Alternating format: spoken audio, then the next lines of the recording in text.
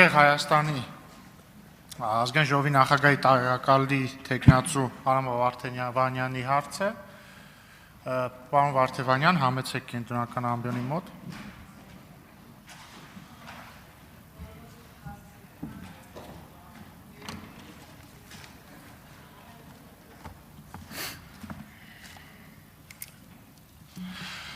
Պարոն Վարդևանյան, հարց տալու հերթն իմն է, հարցս հետևյալն է։ Դուք 2018 թվականին վարչապետի օգնականն էիք, չէ՞, թե խորհրդական, օգնական։ 18-ին ավակ օգնական։ Ավակ օգնական։ Մինչև այդ 2017-ին ընտրություններին մասնակցել էիք ՀՀԿ ցուցակով, եթե չեմ սխալվում։ Եվ դուք ձեր ելույթում մի հատ բան ասացիք, որ ես կարծում եմ, որ պետք է անարդարությունների հարցը բարձրացնել, երբ որ դու լծակում ես։ Հիմա 2018 թվականի ապրիլի 22-ին դուք միանշանակ լծակում էիք, դուք իշխող թիմի անդամ էիք, մասնակցել էիք ընտրությունների ՀՀԿ ցուցակով, որը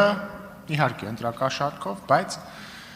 հավաքել էր մոտ 49%, իդեպ 49 է, որ ասում եք, չի հաղթել, այդ հետաքրքիր կլինի լսել ձեր պատասխանը 2017 թվին ձեր թիմը հաղթել էր, թե չէր հաղթել,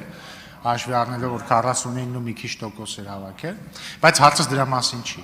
Հիմա 2018 թվականի ապրիլի 22-ին Սասուն Միքայելյանը,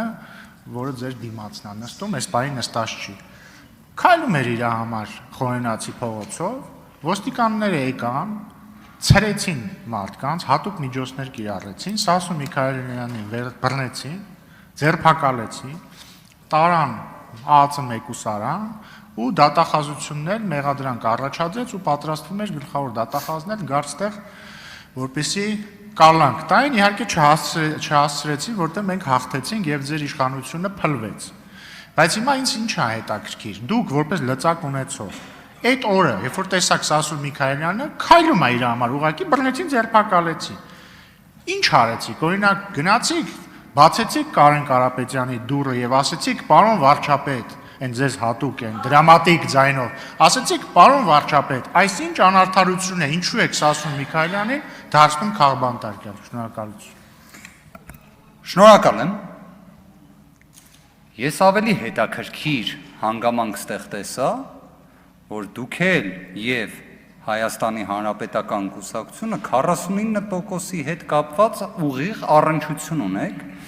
դա էլ գիտեք ինչ բան է, դա էլ կարող է պատճառը հետևանքային կապերի վրա հասնող իրադարձությունների հետ ուղիղ առնչություն ունենա, ճանապարհային քարտեզն էլ դեռ եկեք նայենք հələ 12 ամսով, նույնիսկ մի քիչ ավելի քիչ։ Սա այդ մասով։ Երկրորդ հանգամանքը, պարոն Ռուբինյան, ես էլ եկեք այս ձև հարցը ձևակերպեմ, դուք էլ արձագանքի ժամանակ կուզեք, անդրադարձեք։ Դուք ունեցել եք հնարավորություն այս ամբիոնից լսելու գլխավոր դատախազ Արթուր Դավթյանի բազմաթիվ զեկույցներ։ Դուք էլ եք կարողանում ձեր ձայնի մեջ դրամատիզմ ունենաք, իրեն երբևէ հարցրել եք, ոնց ստացվեց, որ այդ կալանքի միջնորդությունները չեղան ազգային ժողովի նիստերի դահլիճում, ինչի ինքը չներկայացրեց դա, եւ ժամանակային քրոնոլոգիայի տեսանկյունից դուք առնվազն երևի թե համարում եք իրադարձությունների զարգացումը մայիսի 8, չէ, երևի 18 թվական, մայիսի 8, այսինքն ոչ թե ապրիլի 25-26,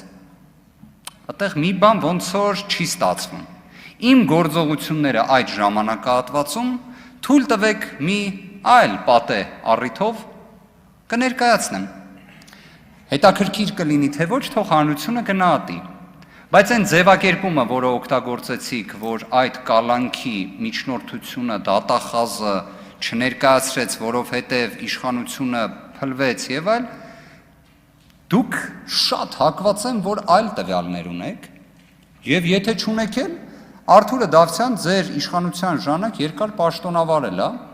Ես լսել եմ իհարկե, Նիկոլ Փաշինյանը կարծես Արթուր Դավթյանի վերաբերյալ վերջին շրջանում դրական չի արտահայտվել, Էդ էլ ոնց որ հետաքրքիր է, ոնց է ստացվում, էլի գնահատողական այդ չափանիշը որն է, որովհետև երբ գլխավոր դատախազ էր, նույնիսկ եթե չեմ սխալվում, թող դատախազները ներեն, որ այդ տերմինը օգտագործեն, բայց ուսադիրի բարձրացում էլ է ունեցել հենց այս իշխանության պաշտոնավարման ժամանակահատվածում։ Այսքանը։ Շնորհակալություն, պարոն Վարդևանյան, դուք իմ պոտենցիալ տեղակալն եք եւ ես փորձում եմ ինչ ասեմ, չսրել մեր խոսակցությունը, բայց դասական օրինակ ցույց տվեցիք, թե ինչպես է կարելի 3 րոպե խոսալ եւ ոչինչ չասել։ Ես ձեզ հարց եմ տվել, պատասխանեք իմ հարցին։ Ասում եք, ես հարցը sense վերաձևակերպեմ։ Մի վերաձևակերպեք այս հարցը։ Ես եմ ձեզ հարց տալիս կոնկրետ հիմա, դուք եք պատասխանում հարցին։ Հիմա պատասխանեք։ Սասուն Միքայելյանին 2018 թվականի ապրիլի 22-ին բռնեցին փողոցում, ձերբակալեցին, տարան կալանքի ոչ մի բանի համար։ Հիմա դուք այդ ժամանակ լծակ ունեցող մարդ եք, իշխող թիմի անդամ եք, վարչապետ Կարեն Կարապետյանի օգնականն եք։ Դուք էլ ստեղ ասում եք, որ ես կարծում եմ լծակ ավակ, հա, ներողություն, 1000 ներողություն, ավակ օգնականն եք։ Ստեղ էլ ասում եք, որ ես կարծում եմ, որ պետքա լծակ ունենալու ժամանակ բարձրաձայնել անարդարության մասին։ Հիմա ասում եմ, այդ ժամանակ լծակ ունեցած վիճակում ինչի՞ չեք բացել Կարեն Կարապետյանի դուռը եւ ասել, պարոն վարչապետ, այս ինչ ենք անում։ Խնդրում եմ, հիմա միանգամից ասեմ, ակնկալում եմ հարցիս պատասխան, պետք չի ինձ հետ հարց ձևակերպել։ Շնորհակալություն։ Պատասխանը հետևյալն է. Սասուն Միքայելյանի ձերբակալման ժամկետը 72 ժամ էլ չի տևել, կալանքի միջնորդություն էլ դատախազը մուտքագրած լինելով ազգային ժողով հետ է վերցրել նշված միջնորդությունը։ Ցավոք ես չունեմ արձագանքել իրարու, բայց սա ես խորհուրդ եմ տալիս բոլոր քաղաքական գործիչներին նայել պարոն Վարդևանյանին եւ կամ անել այսպես կամ չանել այսպես, ես խորհուրդ եմ տալիս չանել այսպես։ Հաջորդը հարց կտա։ Հիմա Չէ, վերջ արձագանք, էսի վարողի իրավունքով է էլի ասում։ Իսկ դու փաստաբանները պիտի սովորեն ձեզնից, քաղաքական գործիչները սովորեն չլինել ձեզպես։ Ռուստամ Բաքոյան։ Շնորհակալություն, պարոն